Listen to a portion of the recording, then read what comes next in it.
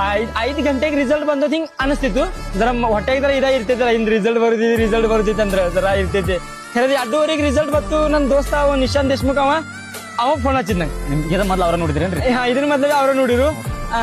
ಅವ ಫೋನ್ ಹಚ್ಚಿದ್ ನಂಗೆ, ಭಯ ನಿಂಗ್ ರಿಸಲ್ಟ್ ಬಂದೈತಿ ಮತ್ತೆ 551 ರ್ಯಾಂಕ್ ಸಿಕ್ಕೈತಿ. ಅಲ್ಲೇ ಠಗರ ಬಿಟ್ಟು ಜರ ಅವಾಗ ಜರ ಕಣ್ಣೀರ್ ಬಂದು ಅವಾಗ ಅಂದ್ರೆ ರಿಯಾಕ್ಷನ್ ಹೆಂಗಿತ್ರಿ?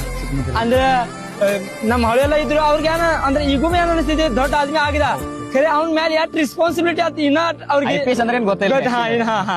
ಒಟ್ಟು ಸಾಹೇಬಾಗಿದ. ಒಟ್ಟು ಸಾಹೇಬಾಗಿ ಹುಡುಗ ಒಟ್ಟು ಸಾಹೇಬಾಗಿದ.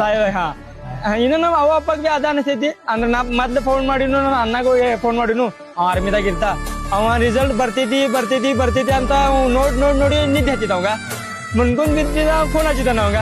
ನಾವ್ ಹಡ್ಬಡ್ಸಿ ಹತ್ಲ ಅವ ರಿಸಲ್ಟ್ ಅಂತ ನನ್ನ ಒಬ್ಬ ದೋಸ್ತ ಇದ್ದ, ಅಕ್ಷಯ್ ಸೋಳಂಕರ್ ಅಂತ ಒಬ್ಬ. ನಂಗ ಫೈನಾನ್ಷಿಯಲ್ ಪ್ರಿಪರೇಷನ್ ದಾಗ ಫೈನಾನ್ಷಿಯಲ್ ಹೆಲ್ಪ್ ಬಿ ಮಾಡಿದ.